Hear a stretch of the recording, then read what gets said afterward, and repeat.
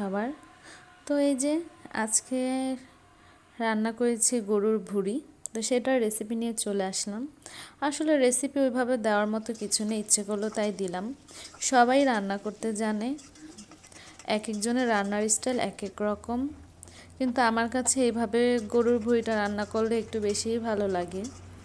আগে আমি ভুঁড়িটা একটু সিদ্ধ করে নিয়েছি, কারণ যেহেতু সিলিন্ডার গ্যাস, ভুঁড়ি হতে অনেক সময় লাগে, তাই ভাবলাম একটু সিলিন্ডারটাকে বাঁচানো যাক।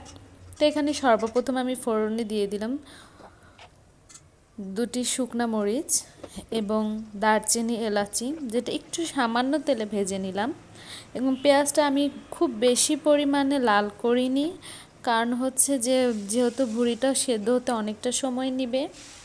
তো এখানে আমি সুন্দর করে যাবতীয় বেসিক যে মশলাগুলো সেগুলো দিয়ে দিচ্ছিলাম এবং মশলাটা সুন্দর করে কষিয়ে নিচ্ছিলাম। মশলাটা কষানোর প্রায় শেষ দিকে আমি সুন্দর করে যে সেদ্ধ করে রাখা ভুঁড়িগুলো আমি এখানে লবণ, হলুদ, মরিচ দিয়ে সেদ্ধ বসিয়েছিলাম। তো এখানে সুন্দর করে ভুঁড়িগুলো দিয়ে নিচ্ছি এবং অনবরত নেড়ে যাচ্ছি। আমার মতো কার কার অভ্যেস আছে এরকম রান্নাঘরে শুধু নাড়ানাড়ি করার? আমার কেন জানি এটা খুব বাজে একটা অভ্যাস। আমি যে কোনো রান্নায় নাড়ানাড়িটা একটু বেশি করি, আমার কাছে মনে হয়।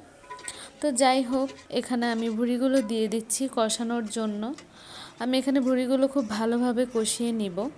কষিয়ে নিয়ে আমি এখানে সেদ্ধ করার জন্য, এখানে অবশ্য হাফ সেদ্ধ হয়ে গিয়েছে, বাকি যতটুকু বাকি রয়েছে ততটুকু সেদ্ধ করা প্রয়োজন। তো এখানে আমি মনে করছি আমার ভুঁড়িটা হয়ে গিয়েছে কষানো।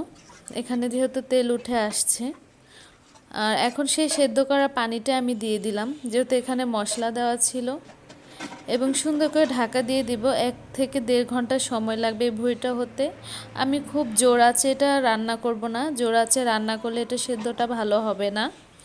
তো এই যে আমি ঢাকা দিয়ে দেওয়ার প্রায় 1 ঘন্টা পর আসার পরে এই যে অল্প পরিমাণে আঁচ দিয়ে রান্না করতাম, সেদ্ধ হয়ে গিয়েছে ভুঁড়িটা এবং এই যে চারপাশ থেকে তেল বেরিয়ে আসছে এবং প্রায় আমার ভুঁড়িটা প্রায় রান্না শেষ। এখন ঝোলটা কমাবো।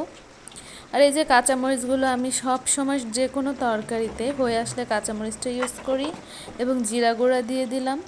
আর সামান্য একটু লেবুর রস দিলাম, যদিও ভুঁড়িতে কেউ লেবুর রস দেয় না, কিন্তু এটা অনেক দিন ধরে ফ্রিজে ছিল, তাই একটু লেবুর রসটা দিয়ে দিলাম।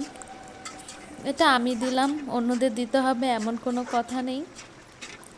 তো এই যে অনবরত নেড়ে যাচ্ছি আমি, পানিটা প্রায় কমে এসেছে। আমার হাজব্যান্ড একদম পোড়া পোড়া পছন্দ করে না, তাই আমাকে একটু সামান্য তেল বের হয়ে গেলে এটা নামিয়ে নিতে হবে। কিন্তু আমার কাছে বড়টা একটু ভাজা ভাজা ভালো লাগে, কিন্তু আমার হাজব্যান্ড সেটা পছন্দ করে না, তার কাছে একটু মাখো মাখোই ভালো লাগে।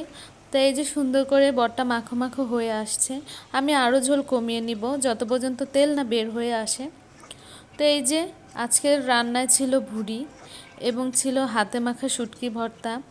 গতকালের তরকারি ছিল বিধায় আমি আর অন্য কিছু আজকে রান্না করতে পারিনি। তো যাই হোক, আমার ভুঁড়িতে ফিরে আসি। এই যে আমার ভুঁড়ি রান্নাটা কমপ্লিট হয়ে গিয়েছে, আর দেখুন কালারটা কত সুন্দর আসছে। তো আল্লাহ হাফেজ।